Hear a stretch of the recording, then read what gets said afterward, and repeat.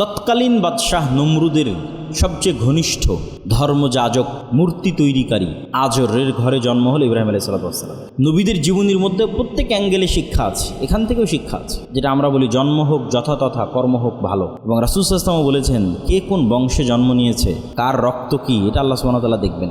নবী হলে নবীর সন্তান ভালো হবে, বাপ খারাপ হলে ছেলে খারাপ হবে, এরকম কোনো লজিক নেই। পিতা মূর্তি পূজক, তার সন্তান সবচেয়ে তাওহীদবাদী। আবার পিতা নবী, তার সন্তান কাফের, নূহ আলাইহিস সালাম। সুতরাং ইমানের নূর সবচেয়ে পাওয়ারফুল, রক্ত নয়, বংশ নয়, ধন সম্পদ নয়। এবং আল্লাহ সুবহানাহু ওয়া তাআলার এটা পৃথিবী পরিচালনার মূলনীতি যে ফেরাউন থাকলে মুসা থাকবে, মুসা থাকলে ফেরাউন থাকবে, নমরুদ থাকলে ইব্রাহিম থাকবে। পরিবেশ যতই ভয়ঙ্কর হোক, যতই বিপরীত হোক, ওর মধ্যে থেকে আল্লাহ সুবহানাহু ওয়া তাআলা বের করে নিয়ে আসবে ইমানের সবচেয়ে শক্তিশালী নূরকে। ফেরাউনের সময় সবচেয়ে বিপরীত পরিবেশের মধ্যে মুসা আলাইহিস সালামের মতো ইমানদার মানুষকে ফেরাউনের বাড়ি থেকে নিয়ে আসা হয়েছে। আর যখন নমরুদের আমলে সারা পৃথিবী মূর্তি পূজায় ছেয়ে গেছে, তখন সবচেয়ে বড় মূর্তি পূজক যে মূর্তি বানায়, ওর ঘর থেকে আল্লাহ ইব্রাহিমকে বের করে। তো ইব্রাহিম আলাইহিস সালামের সেলফ অ্যানালাইসিস, উনি নিজেই আল্লাহ সুবহানাহু ওয়া তাআলা ওনাকে যে হিকমা এবং জ্ঞান জন্মগতভাবে দিয়েছিলেন, শার্প মেধা, শার্প চিন্তা শক্তি, ওই চিন্তা শক্তি দিয়ে উনি চিন্তা করতে করতে আল্লাহ সুবহানাহু ওয়া তাআলার পরিচয়ের সাথে পরিচিত হয়েছেন, যেটা আপনারা সবাই জানেন। যে তৎকালীন বিশ্বে মানুষ মূর্তির পূজা করে, সূর্যের পূজা করে। এখনও হিন্দুরা সূর্য নমস্কার, সূর্য যখন উঠবে তখন সূর্য নমস্কার আছে, সেটার ভিন্ন স্টাইল আছে। এবং এমনকি সেই হিন্দুয়ানি কালচার ফলো করে আমাদের দেশেও শিখা অনির্মাণ, অনেক আগুন, অনেক কিছু, মূর্তি, খাম্বা, সেগুলোর সম্মান। তো ইব্রাহিম আলাইহিস সালাম এগুলো অ্যানালাইসিস করলেন, যে আয়াতগুলো আমি পড়েছি উনি পার্সোনালি অ্যানালাইসিস করলেন, যে এই সূর্য, এই তারকা, এই নক্ষত্র, প্রত্যেকটার মধ্যে পরিবর্তন হচ্ছে, পরিবর্ধন হচ্ছে, হারিয়ে যাচ্ছে, ছোট হচ্ছে, বড় হচ্ছে, নিভে যাচ্ছে। এইটা কোনো রবের বৈশিষ্ট্য হতে পারে না, বরং এগুলোর আড়ালে এমন একজন আছেন যিনি এগুলোকে অদৃশ্য থেকে কন্ট্রোল করতেছেন। এবং এই সেলফ অ্যানালাইসিসের মাধ্যমে, হিকমার মাধ্যমে যখন উনি আল্লাহর সাথে পরিচিত হলেন, ওনার ইমান যখন মজবুত হলো আল্লাহ সুবহানাহু ওয়া তাআলার প্রতি, তখন উনি এই সেম প্রশ্ন মানুষকেও করা শুরু করলেন। তো শুরু করলেন তার নিজের বাবা থেকে, ইয়া আবাতি লিমা তা'বুদ মা লা ইয়াসমা ওয়া লা ইউবসির ওয়া লা ইউগনি আনকা শাইআ। হে আমার পিতা, এমন কিছুর কেমনে ইবাদত করেন যা শুনতে পায় না, যা দেখতে পায় না, এবং আপনার কোনো উপকার করতে পারে না। লজিক্যাল কোয়েশ্চেন, কেন উনি অনেক শার্প মেধা আল্লাহ ওনাকে জন্মগত দিয়েছে। যে এমন কিছুর কেমনে ইবাদত করি, এমন কবরের সামনে কেমনে মাথা নত করি, এমন খাম্বার সামনে কেমনে যাই, আর এমন মূর্তির সামনে কেমনে দাঁড়াই, শুনে না, দেখে না, কোনো উপকার করতে পারে না, ইললজিক্যাল।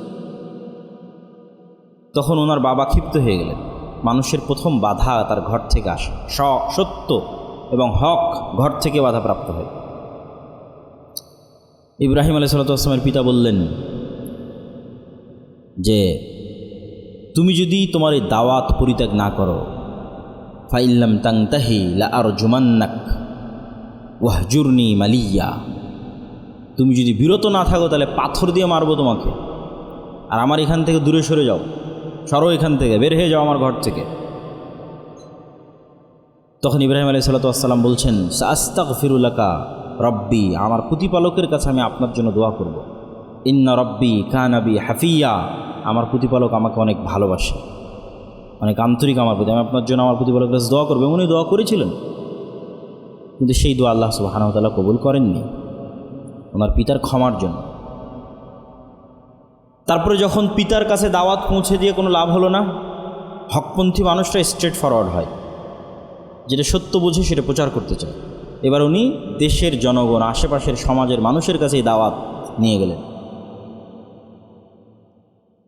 আশেপাশের সমাজের মানুষের কাছে যখন এই দাওয়াত নিয়ে গেলেন, সেটারও কৌশল অবলম্বন করলেন, ফিলোসফি, লজিক, দর্শন, প্রশ্ন।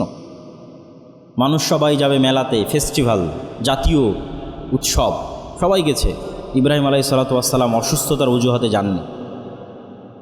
তিনি সেই সুযোগে সকল মূর্তিগুলো ভেঙে দিয়ে একটা বড় কুড়াল, বড় মূর্তির ঘাড়ে রেখে দিয়েছে।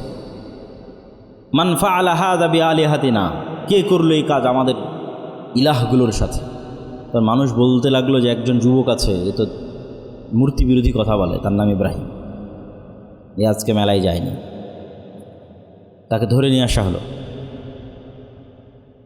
আনতা ফাআলতা হাযা বিআলিহাতিনা ইয়া ইব্রাহিম, ইব্রাহিম তুমি কি আমাদের প্রভুদের সাথে এই কাজ তুমি করেছো? তার বাল ফাআলাহু হাযা কাবীরুহুম ফাসআলুহুম ইন কানু ইয়ানতিকুন, আরে দেখতে পাচ্ছ না, সবচেয়ে বড় মূর্তির ঘাড়ে যে কোড়াল রাখা আছে, ওই বড় মূর্তি এদেরকে ভেঙেছে। হয় ওই বড় মূর্তিকে জিজ্ঞেস করো, নাহলে যেগুলো ভেঙে পড়ে আছে এদের জিজ্ঞেস করো, আহত হয়ে আছে যেগুলো এদের জিজ্ঞেস করো যে কে ভেঙেছে। তখন ওরাই পাল্টা বলতেছে, এটা কিন্তু দাওয়াত দেওয়ার জন্যই ঘটনা ঘটানো। ওরাই তখন পাল্টা বলছে, আরে এরা তো কথা বলতে পারে না, তুমি তো জানো ইব্রাহিম, তুমি তো জানো এরা কথা বলতে পারে না। এবার ইব্রাহিম আলাইহিস সালাম বলছে, কাইফা তা'বুদুন, তোমরা এমন সত্তার কেমনে ইবাদত করো, মা লা ইয়ানফাউকুম ওয়া লা ইয়াদুররুকুম, যা তোমাদের কোনো ক্ষতিও করতে পারে না, কোনো উপকারও করতে পারে না, কথাও বলতে পারে না। ইললজিক্যাল। কেউ এসে ভেঙে দিয়ে চলে গেল, নিজেকে বাঁচাতে পারল না, তার কেমনি ইবাদত হয়? তখন মানুষজন ইব্রাহিম আলাইহিস সালামকে এবার নিয়ে চলে গেলেন একদম রাজদরবারে। প্রথমে বাবা, তারপরে সমাজ, এবার সরাসরি বাদশাহ। কেন ওনার দাওয়াতের উত্তর কারো কাছে নাই। এবার বাদশার সাথে তর্ক বিতর্ক। বাদশাহ বলছে, কার ইবাদত করো তুমি? বলে, আমি এক আল্লাহর ইবাদত করি। কি আছে সে এক আল্লাহর? বলে, ইন্না রাব্বি ইউহয়ি ওয়া ইউমীত, আমার আল্লাহ মৃতকে জীবিত করতে পারে, জীবিতকে মৃত করতে পারে। তো নমরুদ বলছে, আনা উহয়ি ওয়া উমীত, এটা আবার কোন বড় কথা হলো? আমিও মৃতকে জীবিত করতে পারি, জীবিতকে মৃত করতে পারি। ফাঁসির আসামিকে মুক্তি দিয়ে দিলাম, সাধারণ নিরপরাধ মানুষকে হত্যা করে দিলাম, এবং চোখের সামনে ঘটালো এই ঘটনা। তা আমি তোমার আল্লাহর আমার মধ্যে তাহলে পার্থক্য? তখন ইব্রাহিম আলাইহিস সালাম বললেন, আল্লাহ সুবহানাহু, তুমি যদি সক্ষম হও তাহলে তুমি যেই সূর্য প্রত্যেক দিন পূর্ব দিক থেকে উঠতেছে, ফা'তি বিহা মিনাল মাগরিব, যদি তুমি নিজেকে রবই দাবি করো, তাহলে এই সূর্যকে আজকে তুমি পশ্চিম দিক থেকে উঠাও। এবং এই চ্যালেঞ্জ কিন্তু এখন অব্যাহত। কেন এই চ্যালেঞ্জ এখন অব্যাহত? কেন এখন সায়েন্স এবং টেকনোলজি সর্বোচ্চ স্তরে আছে।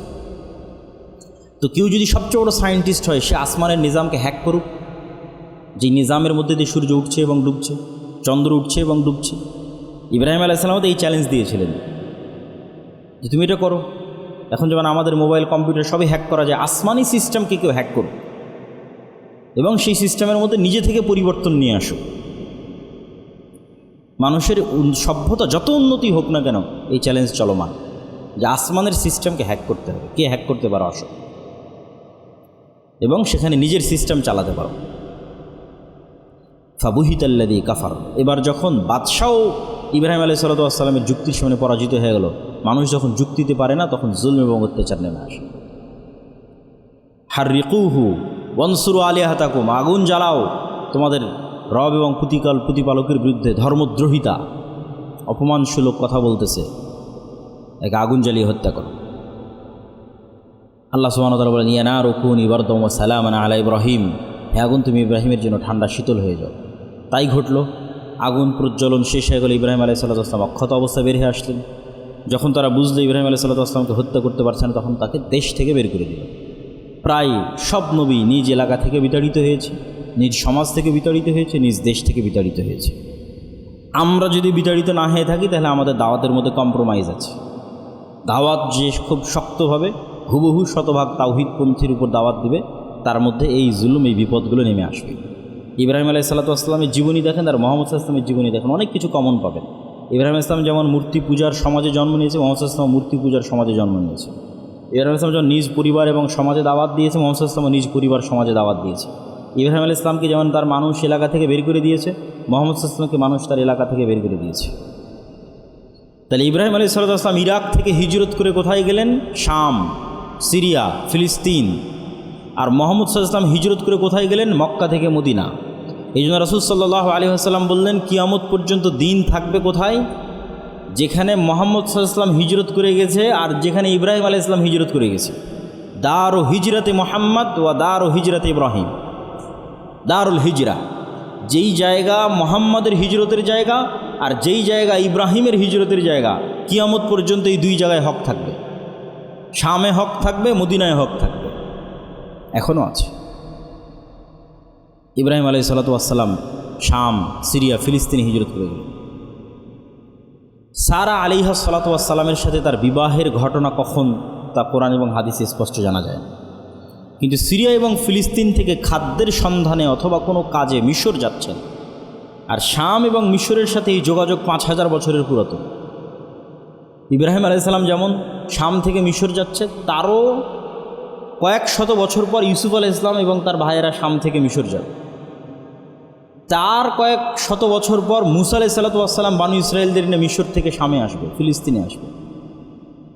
আর এখন গাজার মুসলমানেরাও যদি সহযোগিতা চায় তাহলে মিশর থেকে। তাহলে ফিলিস্তিন এবং শাম, এই মিশর অথবা শাম এবং মিশরের এই যোগাযোগ 5000 বছরের পুরাতন। এই যাত্রাপথের এক জালেম বাদশাহ সুন্দরী নারীদের প্রতি তার লোলুপ দৃষ্টি ছিল। সে ইব্রাহিম আলাইহিসসালামের স্ত্রীকে জোরপূর্বক উঠিয়ে নিয়ে যায়, যদিও ইব্রাহিম আলাইহিস সালাম পরিচয় দিয়েছিলেন যে আমার ভাই এবং বোন, স্বামী স্ত্রী না। তখন সহিহ বুখারীর রিওয়ায়াতে আসছে, সারা আলাইহিস সালাম আল্লাহ সুবহানাহু ওয়া তাআলার নিকটে দোয়া করলেন, আল্লাহুম্মা ইন কুনতা তা'লাম আন্নী আমানতু বিকা ওয়া রাসূলিক ওয়া আহসানতু ফারজি ফালা তুসাল্লিত আলাইয়াল কাফির। হে আল্লাহ, আপনি যদি জানেন যে আমি আপনার উপর ঈমান রাখি এবং আপনার রাসূলের উপর ঈমান রাখি এবং আমি আমার লজ্জাস্থানের হেফাজত করেছি, তাহলে আজকের এই নির্জন এবং এই জালেম শাসক, যার ক্ষমতার সামনে আমাদের কোনো ক্ষমতা নেই, ফালা তুসাল্লিত আলাইয়াল কাফির, আমার এই পবিত্রতার যে আমানত আমি রক্ষা করেছি এটাকে আপনি নষ্ট করবেন না, আমার উপর কাফেরকে চাপিয়ে দিবেন না। আল্লাহ সুবহানাহু ওয়া তাআলা ইব্রাহিম আলাইহিস সালাম সম্পর্কে বলতে গিয়ে বলেন, ইন্না ইব্রাহিম কানা উম্মাহ, ইব্রাহিম একাই একটা জাতি। যেমন বাংলাদেশের 18 কোটি মানুষ মিলে একটা জাতি, অথবা ভারতের 100 কোটি মানুষ মিলে একটা জাতি, অথবা নৃতাত্ত্বিক গোষ্ঠী, ভাষাভিত্তিক গোষ্ঠী। আল্লাহ সুবহানাহু ওয়া তাআলা ইব্রাহিমকে বললেন তিনি একাই একটি জাতি, কানিতান লিল্লাহ। আল্লাহর আনুগত্যশীল আর কানিত, এই দুটোর মধ্যে অনেক পার্থক্য আছে। আরবিতে সাধারণ আনুগত্যের জন্য মুতির, আতা, আইতির ব্যবহার হয়, আর ইব্রাহিম আলাইহিস সালামের জন্য ব্যবহার হয়েছে কানিতান, তথা সর্বোচ্চ লেভেলের আনুগত্যশীল।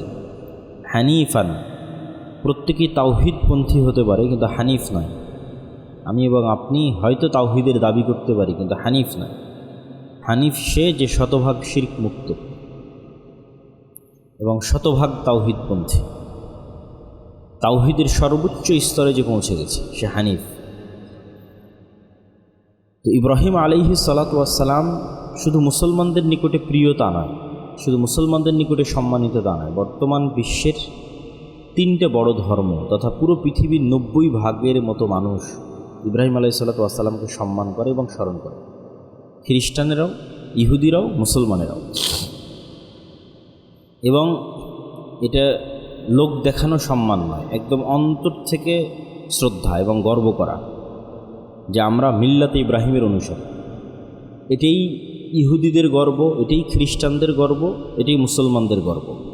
কিন্তু কে প্রকৃত মিল্লাতে ইব্রাহিমের অনুসারী সেটা ভিন্ন বিষয়, কিন্তু দাবিদার সবাই যে আমরা মিল্লাতে ইব্রাহিমের অনুসারী।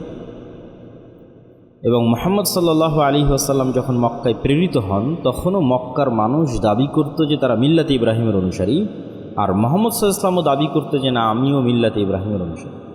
তাহলে হকের মানদণ্ড হচ্ছে কে মিল্লাতে ইব্রাহিমের অনুসারী সে হকের উপর আছে, এটাই হকের মানদণ্ড। অন্তত এতটুকুতে ইহুদিও একমত, খ্রিস্টানও একমত, মক্কার মুশরিকরাও একমত, মুহাম্মদ সাল্লাল্লাহু আলাইহি ওয়াসাল্লামও একমত।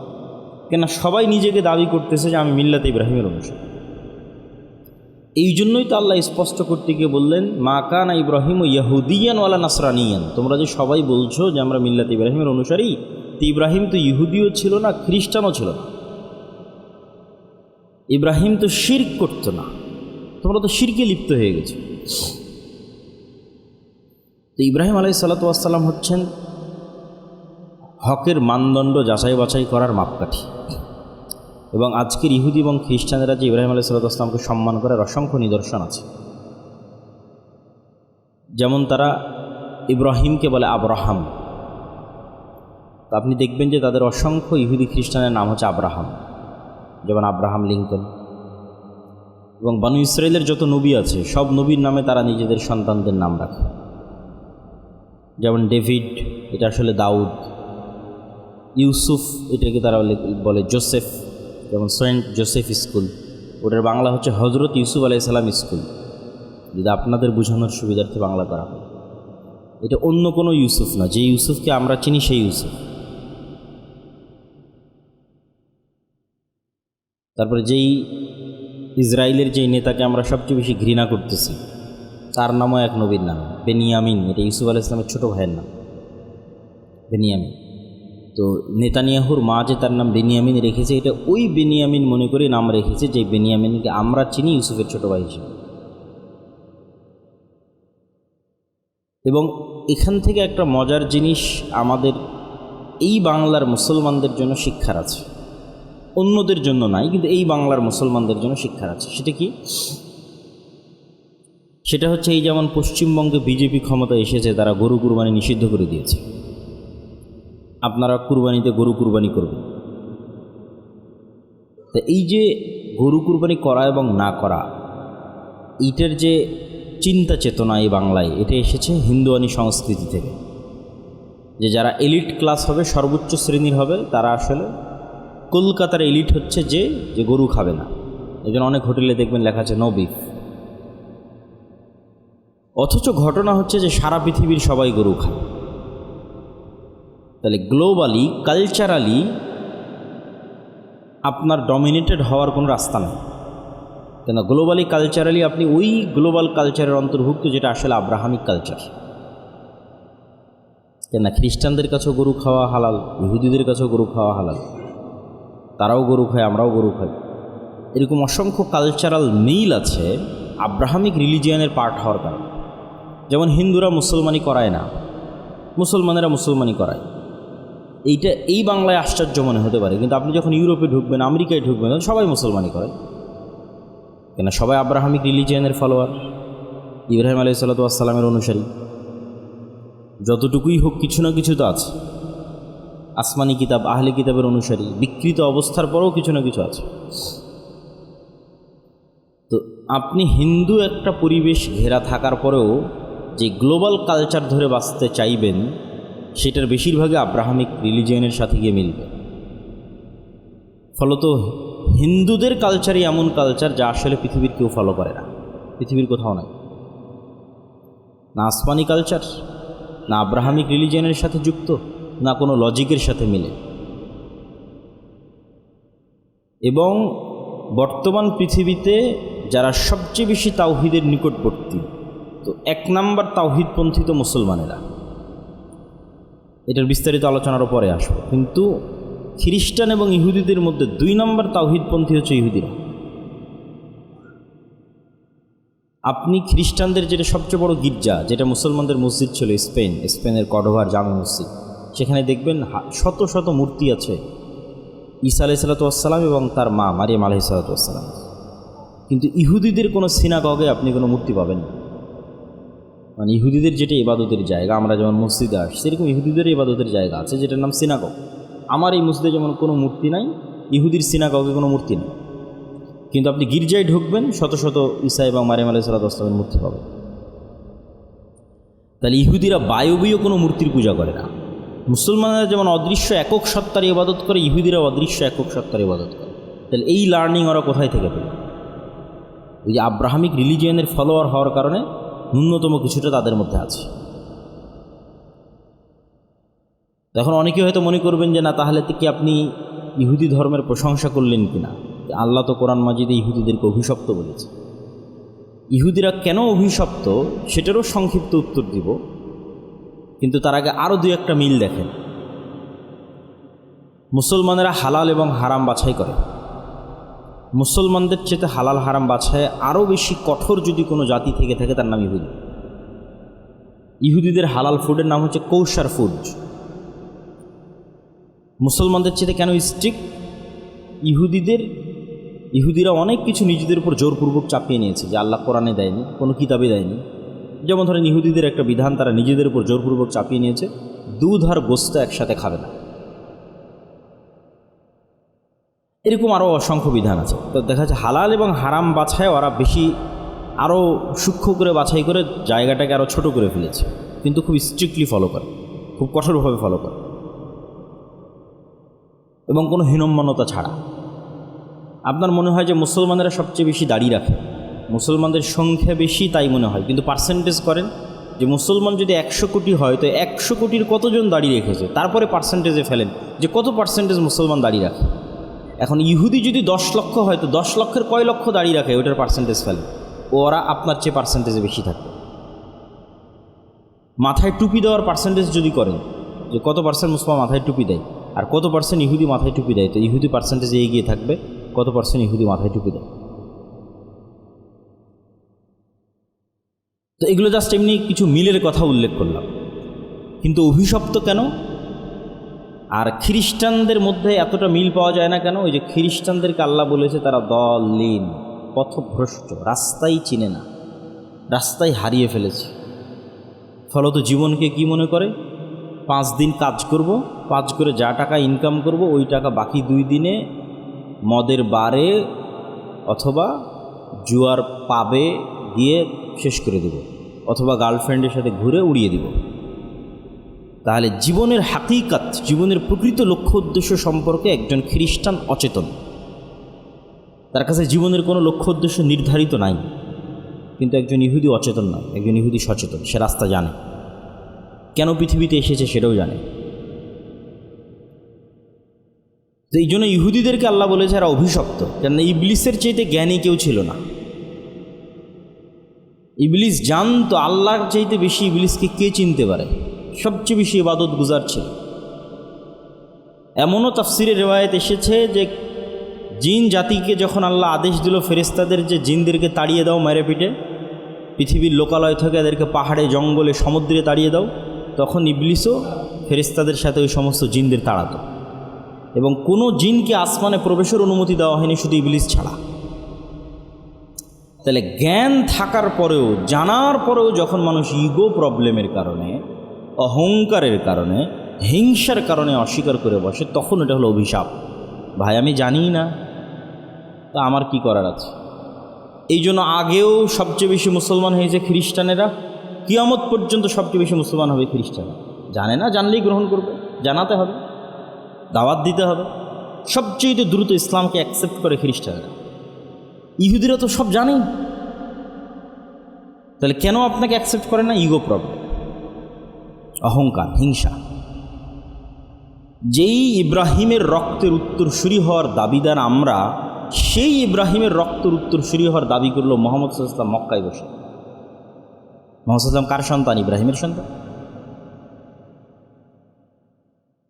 যেই ইব্রাহিমের আদর্শের উত্তরসূরি হওয়ার দাবিদার আমরা, সেই ইব্রাহিমের আদর্শের উত্তরসূরি হওয়ার দাবি করলো মুহাম্মদ সাল্লাল্লাহু আলাইহি ওয়াসাল্লাম মক্কায় বসে।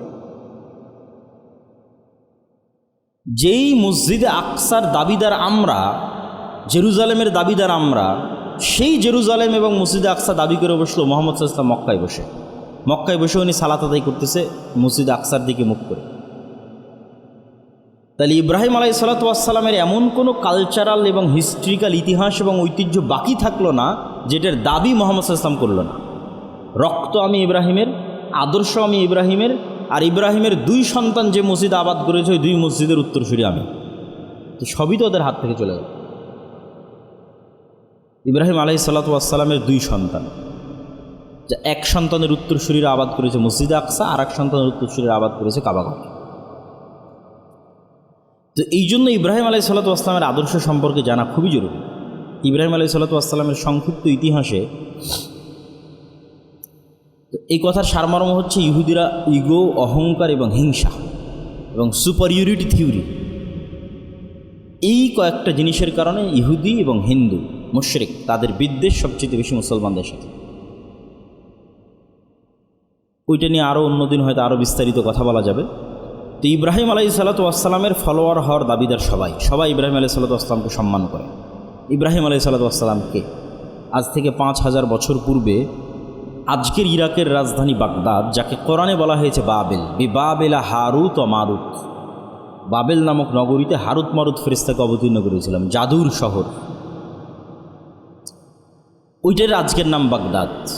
সেখানে তৎকালীন বাদশাহ নমরুদের সবচেয়ে ঘনিষ্ঠ ধর্মযাজক, মূর্তি তৈরিকারী আজরের ঘরে জন্ম হল ইব্রাহিম আলাইহিস সালাতু ওয়াস সালাম।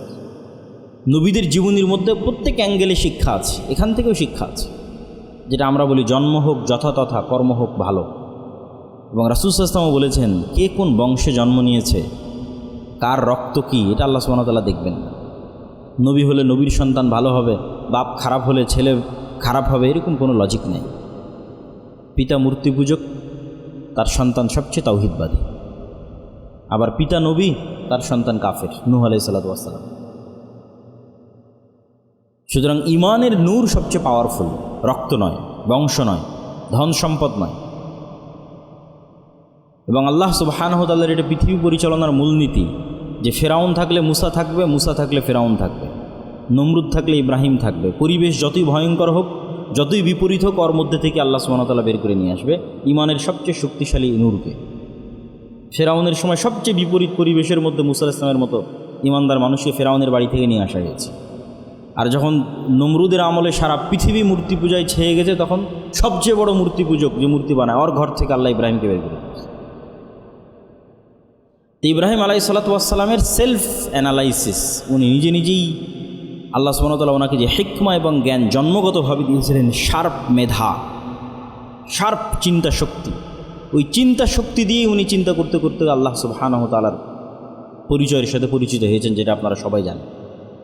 যে তৎকালীন বিশ্বে মানুষ মূর্তির পূজা করে, সূর্যের পূজা করে। এখনও হিন্দুরা সূর্য নমস্কার, সূর্য যখন উঠবে তখন সূর্য নমস্কার আছে, সেটার ভিন্ন স্টাইল আছে।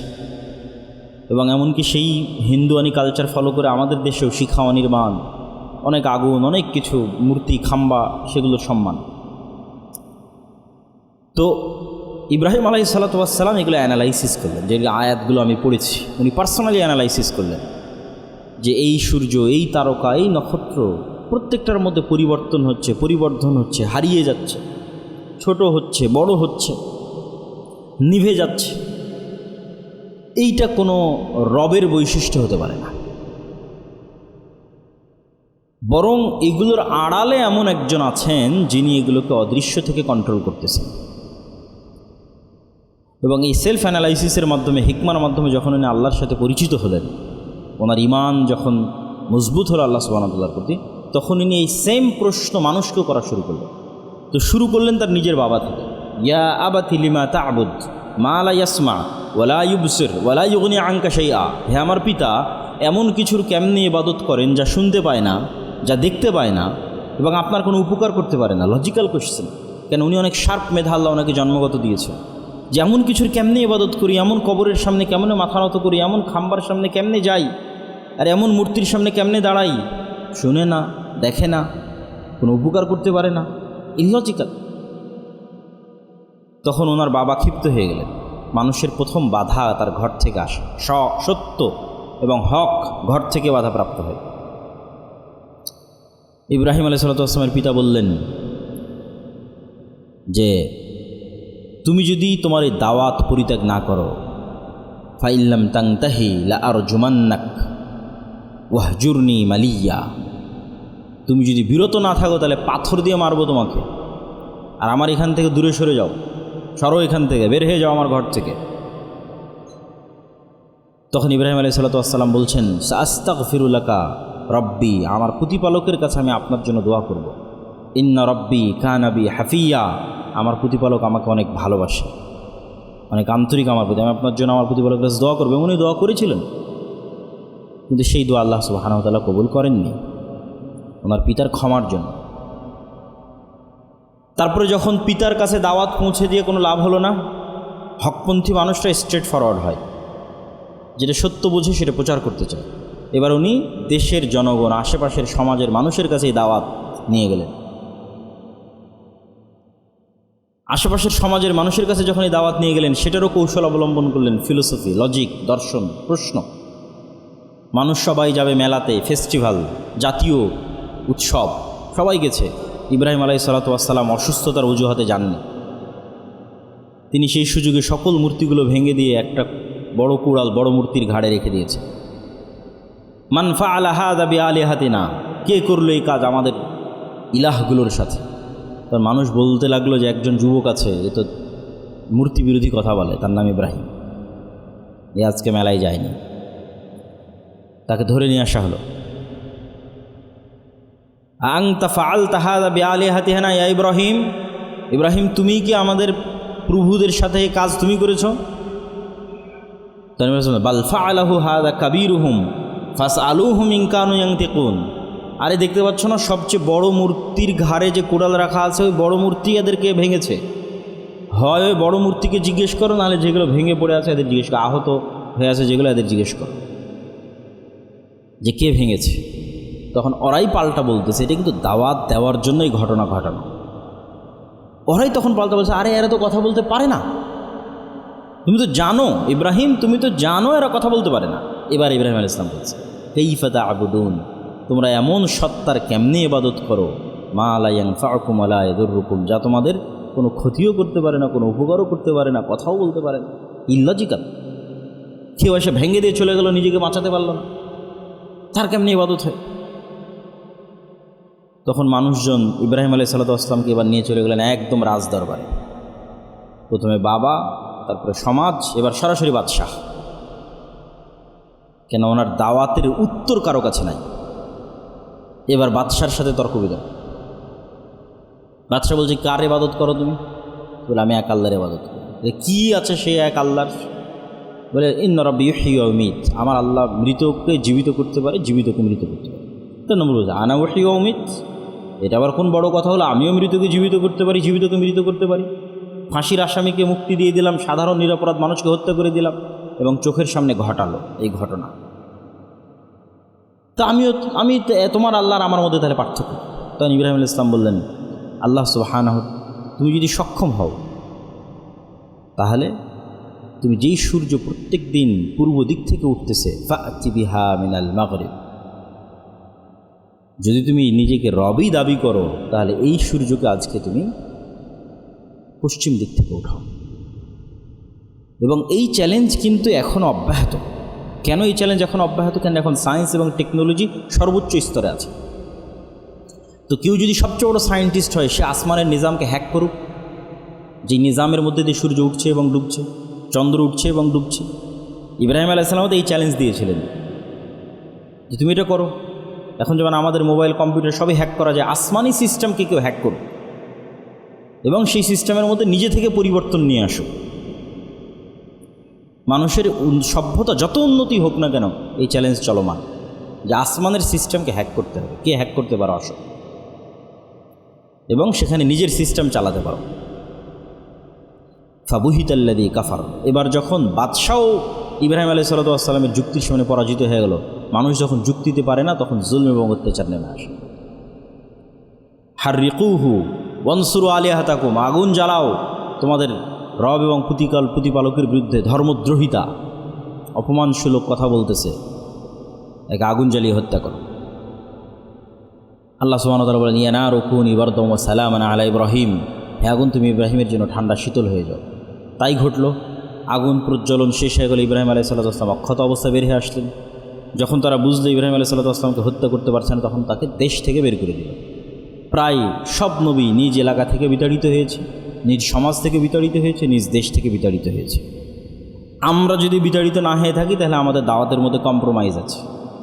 দাওয়াত যে খুব শক্তভাবে হুবহু শতভাগ তাওহীদপন্থীর উপর দাওয়াত দিবে, তার মধ্যে এই জুলুম, এই বিপদগুলো নেমে আসবে। ইব্রাহিম আলাইহিস সালামের জীবনী দেখেন আর মোহাম্মদ সাল্লাল্লাহু আলাইহি ওয়াসাল্লামের জীবনী দেখেন, অনেক কিছু কমন পাবেন।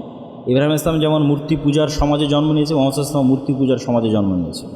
ইব্রাহিম আলাইহিস সালাম যখন নিজ পরিবার এবং সমাজে দাওয়াত দিয়েছে, মোহাম্মদ সাল্লাল্লাহু আলাইহি ওয়াসাল্লাম নিজ পরিবার সমাজে দাওয়াত দিয়েছে। ইব্রাহিম আলাইহিস সালামকে যেমন তার মানুষ এলাকা থেকে বের করে দিয়েছে, মোহাম্মদ সাল্লাল্লাহু আলাইহি ওয়াসাল্লামকে মানুষ তার এলাকা থেকে বের করে দিয়েছে। তাহলে ইব্রাহিম আলাইহিস সালাম ইরাক থেকে হিজরত করে কোথায় গেলেন? শাম, সিরিয়া, ফিলিস্তিন। আর মোহাম্মদ সাল্লাল্লাহু আলাইহি ওয়াসাল্লাম হিজরত করে কোথায় গেলেন? মক্কা থেকে মদিনা। এই জন্য রাসূল সাল্লাল্লাহু আলাইহি ওয়াসাল্লাম বললেন, কিয়ামত পর্যন্ত দিন থাকবে কোথায়? যেখানে মোহাম্মদ সাল্লাল্লাহু আলাইহি ওয়াসাল্লাম হিজরত করে গেছে আর যেখানে ইব্রাহিম আলাইহিস সালাম হিজরত করে গেছে। দারু হিজরতে মোহাম্মদ ওয়া দারু হিজরতে ইব্রাহিম, দারুল হিজরা, যেই জায়গা মোহাম্মদের হিজরতের জায়গা আর যেই জায়গা ইব্রাহিমের হিজরতের জায়গা, কিয়ামত পর্যন্ত এই দুই জায়গায় হক থাকবে। শামে হক থাকবে, মদিনায় হক থাকবে, এখনও আছে। ইব্রাহিম আলাইহিস সালাম শাম, সিরিয়া, ফিলিস্তিনে হিজরত করে গেলেন। সারা আলাইহিস সালামের সাথে তার বিবাহের ঘটনা কখন, তা কোরআন এবং হাদিসে স্পষ্ট জানা যায় না। কিন্তু সিরিয়া এবং ফিলিস্তিন থেকে খাদ্যের সন্ধানে অথবা কোনো কাজে মিশর যাচ্ছেন, আর শাম এবং মিশরের সাথে এই যোগাযোগ 5000 বছরের পুরাতন। ইব্রাহিম আলাইহিস সালাম যেমন শাম থেকে মিশর যাচ্ছে, তারও কয়েক শত বছর পর ইউসুফ আলাইহিস সালাম এবং তার ভাইয়েরা শাম থেকে মিশর যাবে। তার কয়েক শত বছর পর মুসা আলাইহিস সালাম বানু ইসরায়েলদের নিয়ে মিশর থেকে শামে আসবে, ফিলিস্তিনে আসবে। আর এখন গাজার মুসলমানেরাও যদি সহযোগিতা চায় তাহলে মিশর থেকে। তাহলে ফিলিস্তিন এবং শাম, এই মিশর অথবা শাম এবং মিশরের এই যোগাযোগ 5000 বছরের পুরাতন।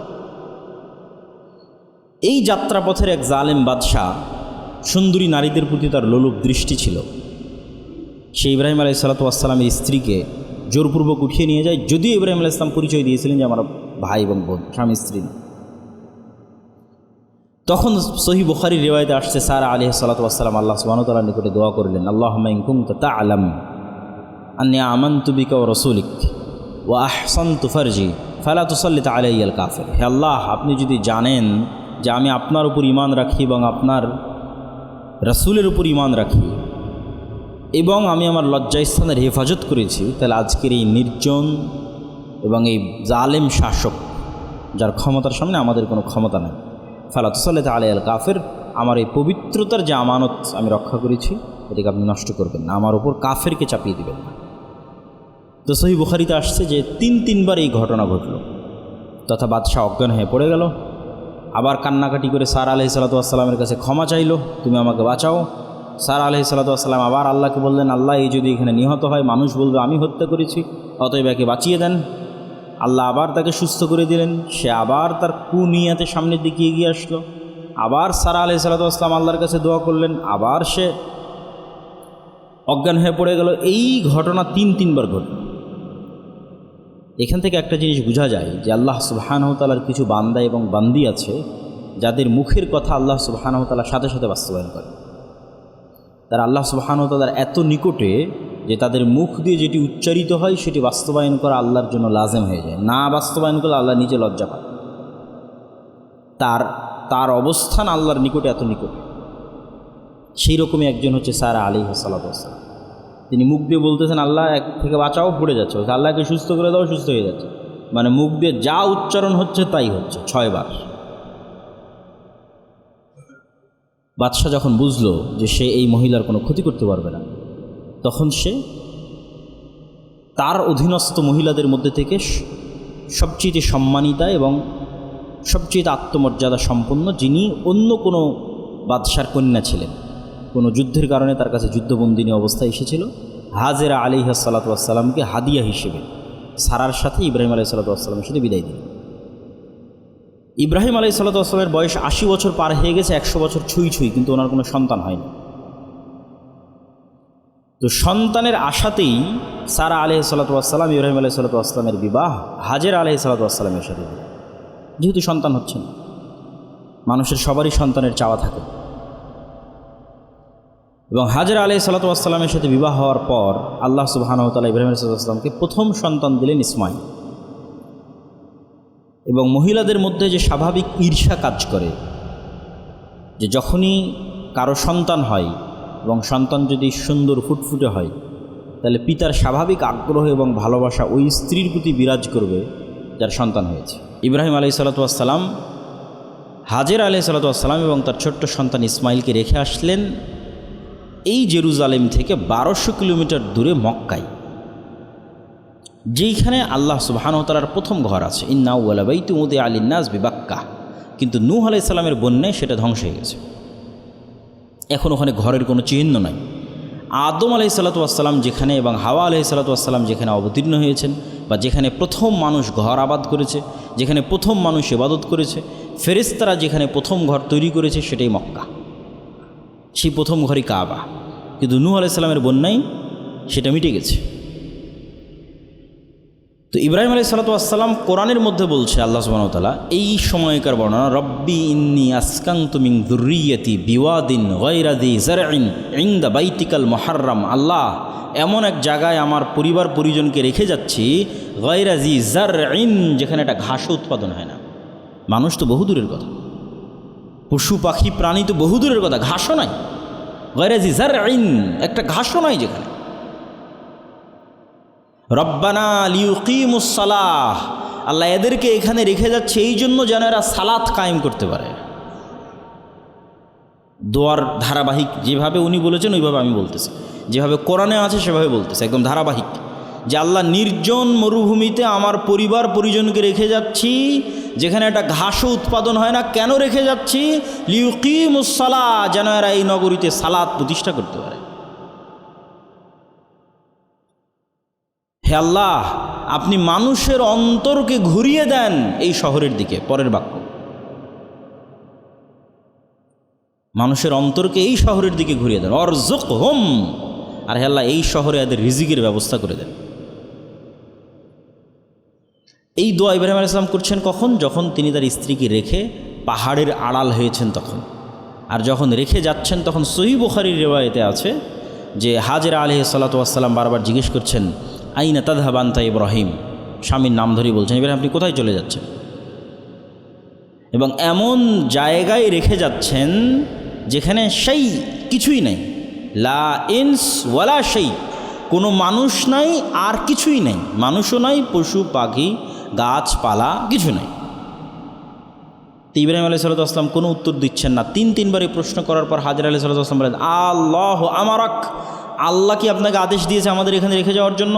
ইব্রাহিম ইসলাম বললেন নাম ফালাই ইউদাইয়া আনাল্লাহ। যখন ইব্রাহিম ইসলাম বললেন হ্যাঁ, তখন হাজেরা উত্তরে বলছেন, যদি আল্লাহর আদেশ হয় তাহলে আমাদেরকে আল্লাহ ধ্বংস করবেন না। কি পরিমাণ তাওয়াক্কুল, আল্লাহর উপর ভরসা হলে, আল্লাহর উপর ঈমান হলে এই ধরনের পরিস্থিতিতে এই ধরনের উত্তর দেওয়া যায়। এবং তারপরের ঘটনা তো আপনাদের জানাই আছে, যতটুকুই খাবার ছিল সেটা যখন শেষ হয়ে গেল এবং পানির অভাবে, নির্জন মরুভূমিতে পানিরও ব্যবস্থা নেই, একটা মানুষকে, একটা পরিবারকে এমন জায়গায় রেখে যাওয়া হচ্ছে যেখানে পানিরও ব্যবস্থা নেই। এটা কল্পনাও করা যায় না, চিন্তাও করা যায় না। তো যখন উনি পানির সন্ধানে সাফা এবং মারোয়া দুই পাহাড়ের মধ্যে দৌড়াতে লাগলেন যে আশেপাশে কোনো মানুষ আছে কিনা, কারো কাছে সাহায্য চাওয়া যায় কিনা, পাওয়া যায় কিনা। তো এই সাফা এবং মারওয়া পাহাড়ে দৌড়ানোর কথা আল্লাহ কোরআনে বলছেন, ইন্না সাফা ওয়াল মারওয়াতা মিন শাআইরিল্লাহ।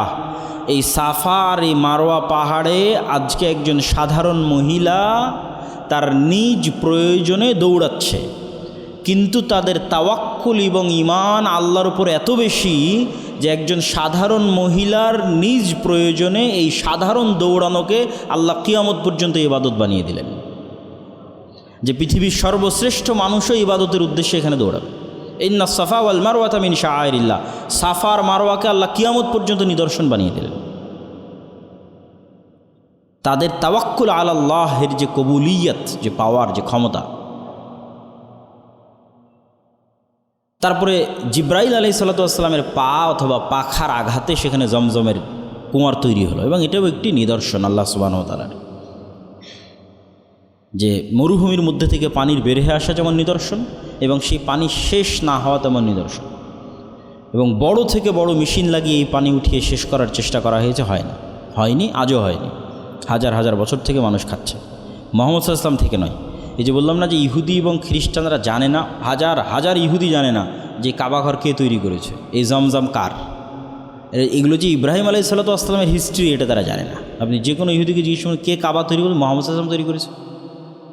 কাবা তো মুহাম্মদ সাল্লাল্লাহু আলাইহি ওয়াসাল্লাম তৈরি করেনি, কাবা তো মুহাম্মদ সাল্লাল্লাহু আলাইহি ওয়াসাল্লামের হিস্ট্রি নয়। হজ কার জন্য? মুহাম্মদ সাল্লাল্লাহু আলাইহি ওয়াসাল্লামের ইতিহাস না, হজ তো ইব্রাহিম আলাইহিস সালামের ইতিহাস। কুরবানি কার? কুরবানি ইব্রাহিম আলাইহিস সালামের ইতিহাস। তথা আমরা এই মাসে যা বাস্তবায়ন করতে যাচ্ছি এগুলো একটাও স্টার্টিং মুহাম্মদ সাল্লাল্লাহু আলাইহি ওয়াসাল্লাম নাই, এগুলো সবগুলোর স্টার্টিং ইব্রাহিম আলাইহিস সালাতু ওয়াস সালাম। সেটা হজ হোক, সেটা কুরবানি হোক, যেটাই হোক।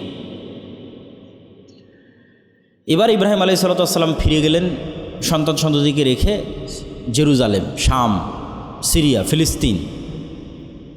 এবং আল্লাহ সুবহানাহু ওয়া তাআলা তাকে স্বপ্নে দেখালেন যে তিনি তার সন্তানকে কুরবানি করতেছেন। এটা পরীক্ষা। ইব্রাহিম আলাইহিস সালাতু ওয়াস সালামের মতো আল্লাহর এত প্রিয় বান্দার অন্তর বেশি ভালোবাসার জন্য পাগল হয়ে গেছে তার সন্তানের। এখন সন্তান এবং যে স্ত্রীকে উনি বেশি ভালোবাসতেন, যে সন্তানকে বেশি ভালোবাসতেন, দূরে রেখে আসো। তো দূরে রেখে আসার পরেও হয়তো ইব্রাহিম আলাইহিস সালামের অন্তর থেকে সেই ভালোবাসাটা কমতেছে না। তো ইব্রাহিমের অন্তরে তো শুধু রাজ থাকবে রব্বুল আলামিনের, সন্তান সন্ততির নয়। কেন? এটাই ফিতনা। তাহলে তো আপনি জীবন দিতে পারবেন না, স্যাক্রিফাইস করতে পারবেন না, আপনি জিহাদে যেতে পারবেন না যদি আপনার সন্তানের প্রতি বেশি ভালোবাসা থাকে আল্লাহর চাইতে। যদি আপনি স্ত্রীর প্রতি আল্লাহর চেয়ে টাকার প্রতি আল্লাহ জীবন দেওয়ার জন্য যেতে পারবেন না, মুনাফিক হয়ে যাবেন। তাহলে প্রকৃত হানিফ, প্রকৃত কানেত, যেটা দিয়ে শুরু করেছিলাম, ওই পরীক্ষায় তো পাশ করতে হবে। তাহলে অন্তরে সর্বোচ্চ ভালোবাসা থাকতে হবে রব্বুল আলমিনের, সন্তানের নয়, স্ত্রীর নয়। এবার আল্লাহ সুবহানাহু ওয়া তাআলা আদেশ দিলেন, যাও যে সন্তানকে ভালোবাসো এই সন্তানকেই জবাই করো। ভালোবাসার পরীক্ষা। ইব্রাহিম আলাইহিস সালাতু ওয়াস সালাম জেরুজালেম থেকে আবার আসলেন মক্কায়। ইয়া আবতি ইন্নী আরা ফিল মানাম, ইয়া বুনাইয়া ইন্নী আরা ফিল মানামি আন্নী আযবাহুকা, হে আমার বৎস, হে আমার সন্তান, আমি দেখতেছি আমি স্বপ্নে তোমাকে জবাই করতেছি। ফাংজুর মাযা তারা, তুমি বলো তোমার মতামত কি। ইয়া আবাতি ফাআল মা তু'মার সাতাজিদুনি ইনশাআল্লাহ মিনাস সাবিরিন, হে আমার পিতা, আল্লাহ আপনাকে যে আদেশ দিয়েছে আপনি করেন, আপনি আমাকে ধৈর্যশীলদের অন্তর্ভুক্ত পাবেন। ফালাম্মা আসলামা ওয়া তাল্লাহু লিল জাবিন ওয়া নাদাইনাহু আইয়া ইব্রাহিম, দুইজনই যখন ইসলাম গ্রহণ করলো, শাব্দিক অনুবাদ করলাম কোরআনের আয়াতের, ফালাম্মা আসলামা, দুইজনই যখন ইসলাম গ্রহণ করলো, ইসলাম নামটা এখান থেকে এসেছে। কি ইসলাম গ্রহণ করলো দুইজন? তথা পিতা তার সন্তানের প্রতি ভালোবাসাকে কুরবানি দিয়ে দিল, কেননা এটা আল্লাহর আদেশ। সন্তান নিজের জীবন কুরবানি দিয়ে দিল, কেননা এটা আল্লাহর আদেশ। আল্লাহর আদেশের সামনে এই লেভেলের আত্মসমর্পণকে ইসলাম বলা হয়, যে আল্লাহর আদেশের সামনে সর্বোচ্চ পর্যায়ের আত্মসমর্পণ। তখন আমি ডাক দিয়ে বললাম, ওয়া নাদাইনাহু আইয়া ইব্রাহিম কদ সাদ্দাক্তার রুইয়া, ইব্রাহিম তুমি তোমার স্বপ্নকে সত্য করেছো, তোমার সন্তানের জীবন নেওয়ার আমার দরকার নাই। ইট ওয়াজ জাস্ট এক্সাম, একটা পরীক্ষা ছিল, ইমতিহান। ওয়া ফাদাইনাহু বিযিবহিন আযীম, বরং তোমার সন্তানকে আমি মুক্ত করে দিচ্ছি এর চেয়ে বড় কুরবানি দিয়ে। এবং আসমান থেকে কুরবানি পাঠানো হলো এবং সেই কুরবানি জবাই করার মাধ্যমে ইসমাঈল আলাইহিস সালাতু ওয়াস সালামকে মুক্ত ঘোষণা করা হলো। তো ইব্রাহিম আলাইহিস সালাতু ওয়াস সালাম এই যে পরীক্ষায় পাশ করলেন, সন্তানের প্রতি ভালোবাসা, স্ত্রীর প্রতি ভালোবাসা, উনি কাকে বেশি ভালোবাসেন? আল্লাহ সুবহানাহু ওয়া তাআলাকে সবচেয়ে বেশি ভালোবাসেন। তো এই পরীক্ষায় পাশ করার পুরস্কার হিসেবে এবার আল্লাহ সুবহানাহু ওয়া তাআলা তাকে আরও একটা সন্তান দিলেন সারার গর্ভে, ইসহাক আলাইহিস সালাতু ওয়াস সালাম। তোমাকে আদেশ দিয়েছিলাম এক সন্তান কুরবানি করার, চলো তোমাকে আরও একটা সন্তান দিয়ে দিচ্ছি। এবার ইসহাক আলাইহিস সালাতু ওয়াস সালামকে যখন আল্লাহ সুবহানাহু ওয়া তাআলা দিলেন, এই যে ইসহাক থেকে শুরু করে ঈসা আলাইহিস সালাম পর্যন্ত লম্বা সময়, এই লম্বা সময় যদি আমরা ধারাবাহিক দুই একটা নবীর নাম বলি, কোরআনে ধারাবাহিক আল্লাহ সুবহানাহু ওয়া তাআলা অনেক নবীর নাম এই জায়গায় বলেছে। ইসহাকের ছেলে ইয়াকুব, ইয়াকুবের ছেলে ইউসুফ, ইউসুফের বাকি 11 ভাই, তারপরে 400 বছর পর মুসা, মুসার ভাই হারুন, মুসা ইসলামের পর ইউশা বিন নুন, তারপরে দাউদ, দাউদের পর সুলাইমান, তারপরে আইয়ুব, তারপরে ঈসা, জাকারিয়া, ইয়াহইয়া, সালেহ। এই যে পুরো নবীদের যে সিলসিলা একদম ঈসা আলাইহিস সালাতু ওয়াস সালাম পর্যন্ত, এই পুরো লম্বা সময়ে ইসমাইলের সন্তানেরাও কিন্তু আছে মক্কায়, কিন্তু কোনো নবী নাই। কাবা ঘরও আছে, কীভাবে আছে ওটাও বলতেছি, এবং পরে গিয়ে আমরা দুটেই মিলিয়ে দিচ্ছি। তো এদিকে ইসহাক আলাইহিস সালামও বড় হচ্ছে, ওইদিকে ইসমাঈল আলাইহিস সালামও বড় হচ্ছে। পরবর্তীতে একদিন ইব্রাহিম আলাইহিস সালাম আবারও জেরুজালেম থেকে মক্কায় গেলেন। 1200 কিলোমিটার পথ পায়ে হাঁটতেন, অথবা ঘোড়ায় অথবা উঠে, আল্লাহু আলাম, আল্লাহ জানে। তো গিয়ে সালাম দিচ্ছেন বাড়িতে, বাড়ির মালিক নাই, ইসমাইল নাই। তোমরা কেমন আছো? কাইফা হাইয়াতুকুম, কেমন আছো তোমরা? বল নাহনু ফি শিদ্দা, খুব কষ্টের মধ্যে আছে, বেটার বউ বলতেছে। তো এইটা যে বলার পর আর কোনো কথা ইব্রাহিম আলাইহিস সালাম জিজ্ঞেস করে, বলছে বাড়িতে বাড়ির মালিক আসলে সালাম দিও, আর বলিও যে গাইয়ির উতবাতা বাবি, দরজার কপাট চৌকাট যেন পরিবর্তন করে নেয়। আবারও কতদিন পর ইব্রাহিম আলাইহিস সালাম গেছে, আল্লাহু আলাম। তো ইব্রাহিম আলাইহিস সালাম যেখানেই যেতেন, বর্ণিত আছে যে তার একটা সুগন্ধি ছড়িয়ে থাকতো এবং বোঝা যেত যেখানে তিনি এসেছিলেন। ইসমাঈল আলাইহিস সালাম আসার পর বললেন, আনাসা শাইআন, কেউ কি এসেছিল? উনি বুঝতে পারলেন কেউ, হ্যাঁ এরকম একজন বৃদ্ধ মুরব্বী মানুষ এসেছিল। ও কী বলেছে? তো উনি তোমার পিতা ছিলেন, তোমাকে তালাক দিতে বলে গেছে, তুমি তোমার বাপের বাড়ি চলে যাও। আবারও অনেক দিন পর ইব্রাহিম আলাইহিস সালাম এসেছে, তখনও এই বাসায় ইসমাঈল আলাইহিস সালাম নেই। তোমরা কেমন? এবার এই স্ত্রীকে ইব্রাহিম জিজ্ঞেস করছে, কাইফা হাইয়াতুকুম, তোমরা কেমন আছো? তখন এই স্ত্রীর উত্তরে বলেছে, আলহামদুলিল্লাহ আসনাত আলাল্লাহ, সহিহ বুখারীর ইবারত, যে স্ত্রী আল্লাহর প্রশংসা করেছে। আল্লাহর প্রশংসা শুনে ইব্রাহিম আলাইহিস সালামের মন ভরে গেছে। এটাই কিন্তু উনি শুনতে চেয়েছিলেন, যে তুমি কষ্টে থাকো আর দুঃখে থাকো, প্রশংসা হতে হবে আল্লাহর, ধৈর্য থাকতে হবে, সবর থাকতে হবে, নাহলে সংসার এবং পরিবার টিকবে না। অধৈর্য এবং অল্পে সন্তুষ্ট না এরকম কোনো স্ত্রীদের পরিবার সামনের দিকে আগাবে না, বড় হবে না। যখন আসনাত আল্লাহ, আল্লাহর শুকরিয়া আদায় করেছে, ইব্রাহিম আলাইহিস সালামের মন খুশি হয়ে গেছে। এবার উনি আগ্রহ নিয়ে জিজ্ঞেস করছেন, তোমরা কী খাও, কী পরো, আরও হয়তো অনেক কথা জিজ্ঞেস করেছে। তুমি বলছো আমরা পানি খাই আর গোস্ত খাই। তুমি বলছো আল্লাহ তোমাদের পানিতে এবং গোস্তে বরকত দান করুন, আর যদি বাড়ির মালিক আসে বলিও যেন এই দরজাকে স্থির রাখে। এরপরে আর একবার ইব্রাহিম আলাইহিস সালাম গেলেন, তাহলে এটা পঞ্চমবার। এখন যেটা এই পঞ্চমবার যখন ইব্রাহিম ইসলাম গেলেন, এবার ইসমাইল আলাইহিস সালামের সাথে তার সাক্ষাৎ হলো। ওয়াইদ ইয়ারফাউ ইব্রাহিমুল কওয়াইদ মিনাল বাইত ওয়া ইসমাইল রব্বানা তাকাব্বাল মিন্না ইন্নাকা আনতাস সামিউল আলিম। এবার ইব্রাহিম আলাইহিস সালাম বললেন, এখানে আল্লাহর একটা ঘর আছে, এই ঘর আমাকে এবং তোমাকে তৈরি করতে হবে, এটা আল্লাহর আদেশ। তখন বাপ বেটা মিলে পাথরের উপর পাথর রেখে তৈরি করতে লাগলেন, আর একটা পাথরকে আল্লাহ লিফটের মতো মজেজা দিয়ে দিলেন, যেটা মাকাম ইব্রাহিম। উঁচুতে উঠতে চাইলে উঁচুতে উঠে, নিচে নামতে চাইলে নিচে নামে। ওয়াতাহহির বাইতি লিত-তায়িফিনা ওয়াল আকিফিনা ওয়ার রুক্কাই সুজুদ। আর আল্লাহ আমাকে আদেশ দিয়েছেন এখান থেকে হজের ঘোষণা দিতে, এবং এই ঘর পরিষ্কার রাখতে তাওয়াফকারীদের জন্য, রুকুকারীদের জন্য, সিজদাকারীদের জন্য। কাকে আদেশ দিচ্ছে পরিষ্কার রাখতে? ইব্রাহিম আর ইসমাইল। তাহলে ইব্রাহিম আর ইসমাইল হলো মসজিদের খাদেম। তাহলে ইব্রাহিমের ওই সন্তানের বংশধরেরাও মসজিদের খাদেম, যেমন মারিয়াম আলাইহিস সালাম মসজিদের খাদেম। ইব্রাহিমের এই সন্তানের বংশধরেরাও মসজিদের খাদেম। ডাইরেক্ট কোরআনের আয়াত যে মসজিদ পরিষ্কার রাখার দায়িত্ব তোমাদের। তাহলে মসজিদের সাথে কানেক্টেড থাকলে আদর্শ পরিবার তৈরি হয়।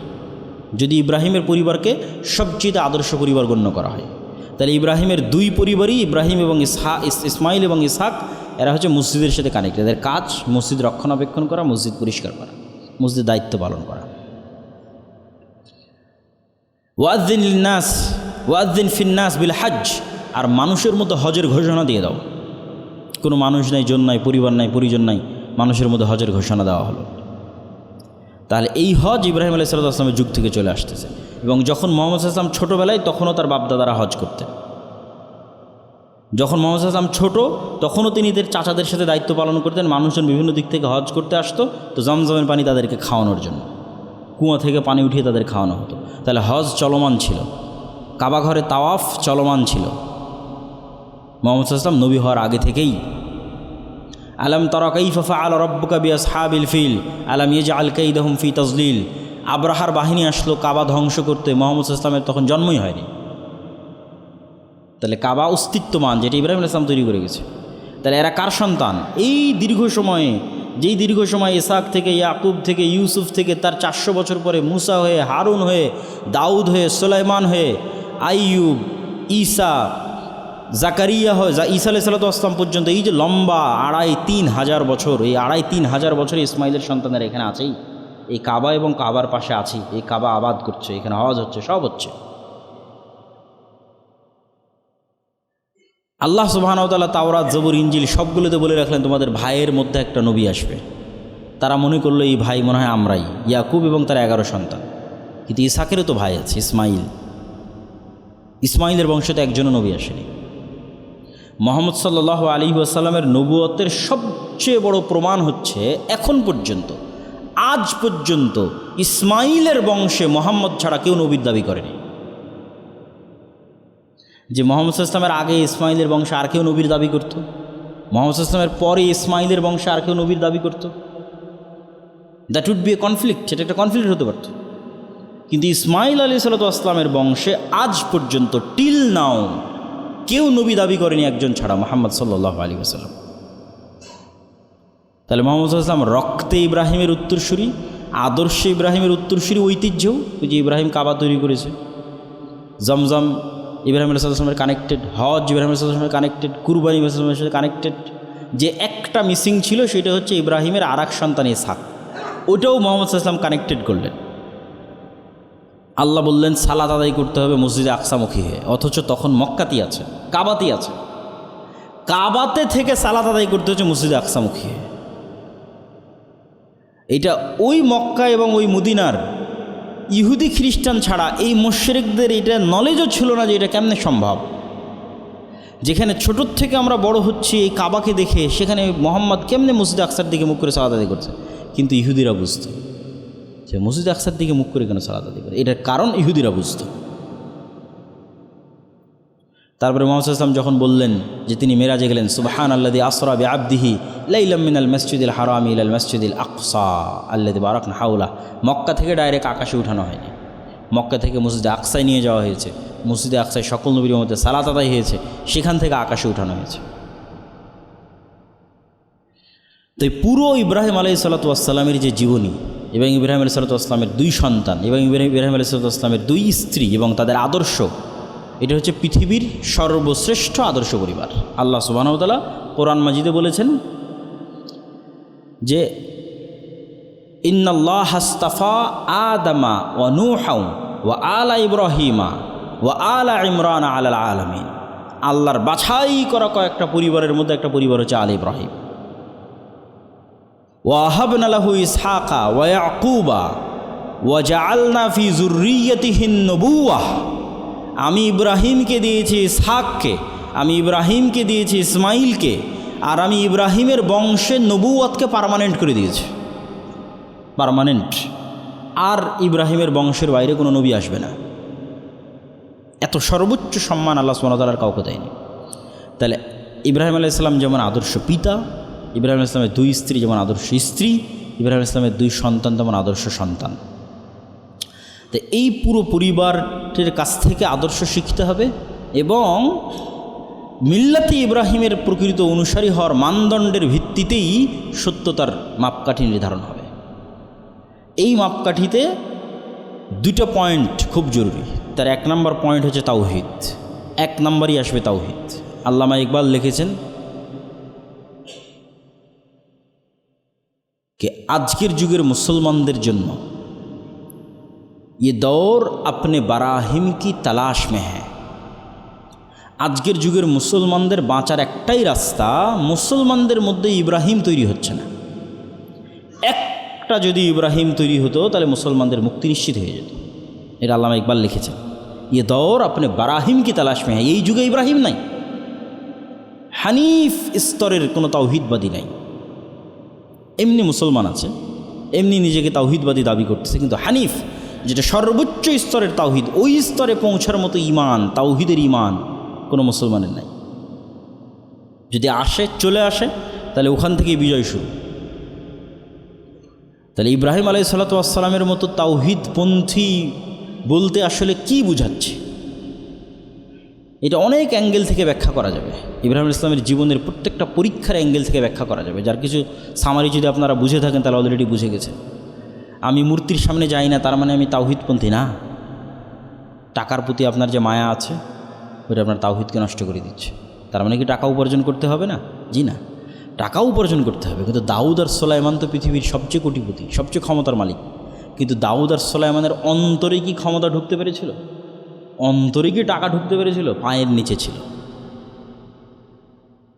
টাকা দিয়ে আপনার পকেট ভর্তি হয়ে থাক, সারা ঘর বাড়ি ভর্তি হয়ে থাক, কিন্তু অন্তরে না ঢুক। যখন অন্তরে ঢুকে যায়, ধন সম্পদ, ক্ষমতা, নারী, সন্তান সন্ততি, কোনো কিছুই যখন অন্তরে ঢুকে যায় আল্লাহ সুবহানাহু ওয়া তাআলা ব্যতীত, ওটাও তো একটা শিরক। কিন্তু ওই শিরক মানুষ ধরতে পারে না, কেন? ওই মাপের তাওহীদ আঁচ করার মতো জ্ঞানই তো মানুষের নেই। তাহলে শিরক মানে শুধু আমি মূর্তির সামনে গেলাম না তাই মূর্তি শিরক মুক্ত না। আপনি সিগারেটের সাথে আসক্ত, বিড়ির সাথে আসক্ত, ওটাও এক প্রকার, মানে ওই অ্যাঙ্গেল থেকে চিন্তা করলে আপনি পূর্ণাঙ্গ তাওহীদবাদী নন। কেননা আপনার ইলাহকে, মানে ইত্তাবা ইলাহু হাওয়া, আপনার ইলাহ হচ্ছে ওই সিগারেট, আপনার ইলাহ হচ্ছে ওই জুয়া, ওই নেশা, ওইটা ছাড়া আপনি বাঁচতে পারেন না।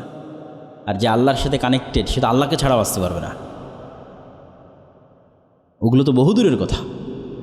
তাহলে ওইভাবে আপনার অন্তরে আপনি আল্লাহ সুবহানাহু ওয়া তাআলাকে ঢোকাতে পারেননি, জায়গা দিতে পারেননি, আল্লাহকে চিনতে পারেননি। তাহলে তাওহীদের ওই স্তরে আপনি উঠতে পারেননি। তো এই জন্য আল্লামা ইকবাল বলেছে একজন ইব্রাহিম লাগবে। এখন আপনি চিন্তা করেন যে আমি কুরবানি দিচ্ছি, ইব্রাহিমের পুরো জীবনীকে মাথায় রাখেন, ইব্রাহিম আলাইহিসসালাতু ওয়াসসালামের পুরো জীবনীর শিক্ষাকে মাথায় রাখেন, এবার আপনার কুরবানিকে মাথায় রাখেন। যে কুরবানির গোস্ত নিয়ে আপনি মারামারি করতেছেন, কুরবানির গোস্ত আর একটু বেশি খাবেন এই জন্য ভাগাই দিচ্ছেন, আর একটু গোস্ত বেশি দরকার এই জন্য, বা ভালো গোস্ত কেন পেলেন না এটা না টানাটানি করতেছেন। তাহলে এই প্রত্যেকটা ধাপে আপনি চিন্তা করে দেখেন যে আপনার অন্তরের সাথে ইব্রাহিমের অন্তরের মিল আছে কিনা। কুরবানি তো দিয়ে দিলেন, কিন্তু ইব্রাহিম আলাইহিসসালামের যে স্যাক্রিফাইসিং লেভেল, ওটাকে আপনি ধরতে পারছেন না, ওটার ধারে কাছেও যেতে পারতেছেন না। তাহলে শুধু কুরবানি দিলে হবে না, শুধু হজ করলে হবে না। ইব্রাহিম আলাইহিসসালামের ওই আদর্শটা ধরতে পারতেন। হজে গেছেন, হজে গিয়ে আপনার রুম ভালো হয়নি, এসি নাই, তাবু ভালো হয়নি, তা আপনি এগুলো একটার উপর ধৈর্য ধরতে পারছেন না। সবসময় গালি গালাজ গিবত পরনিন্দার ওপর আছেন। আরে টাকা পয়সা সব নিয়ে নিয়েছে, মোয়াল্লিম দিল না, এটা দিবে বলেছিল এটা দিল না, কাছে হোটেল দিবে বলেছিল কাছে দিল না।